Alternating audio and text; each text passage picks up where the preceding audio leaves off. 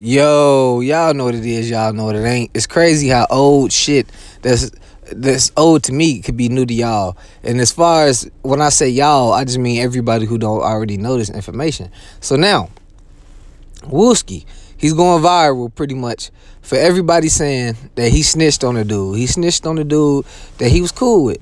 Mind you, dude was like, if he wasn't in his late teens, early 20s, Wooski was only 11 years old. This shit happened in 08. I was 13 in 08. So that means Wooski a couple years younger than me. And a lot of people in different groups and organizations have favorite snitches. I want to bring this up because first let me get into a little backstory of what happened. The dude who Wooski snitched on, they was all in a dice game. Wooski wasn't shooting dice, I'm pretty sure, but they start young, so I know he was at least in the area. Two dudes, one of them being the victim, one being the defendant, got into an argument after the victim. He was pretty much wiped clean. They took all his money. And the defendant was asked, can let me get $2 to get on the bus? That's what the victim asked him. He said no. They started arguing and fighting, and then the fucking defendant shot him in the chest twice.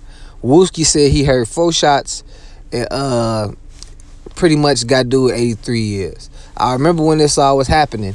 This was exposed by this dude named Drillmatic. If y'all know who Drillmatic 101 is, go subscribe to him. He did a video years ago saying 10 savages who turned snitches from the rack. And Wooski was one of them. He was only 11 years old. So can you really hold that against him? Yes. And the only reason I say yes is because the person he turned out to be. Now, if he would have snitched and just turned into a civilian, like I'm trying to play basketball, I don't want to be that kind of shooter, then it would have all made sense. But the fact he continued to live the same life that the person he snitched on was living. You get what I'm saying?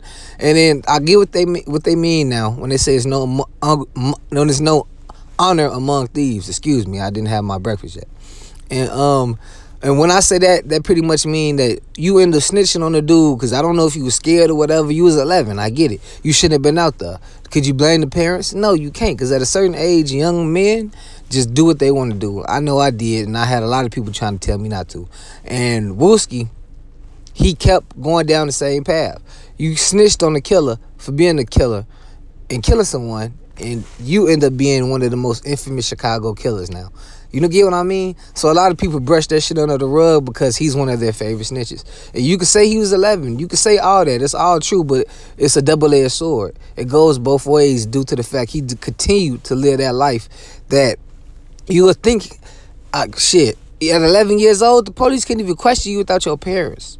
You know what I mean? So was Wooski's parents present, or did they just break the laws? And if they did, then that's something that the dude lawyer, he probably had a public defender. He didn't have enough money to even go to trial with a lawyer. And his public defender probably let him down if all of them actions took place. Because we wasn't there. All we could do is read articles and shit. And a lot of times police lie on certain people, or they get information wrong just like the bloggers do. And all I could tell you is Wooski most definitely snitched. He was just 11 when he did it. He's STL's favorite shooter / snitch. And shit, unfortunately, he got shot in the head. Right now, he's recovering. So I don't even think he cares about this shit. If you used to see Wooski on the street and call him a snitch, I don't even think he'll care. Get in the comment section. Let me know what y'all think below. I'm gone.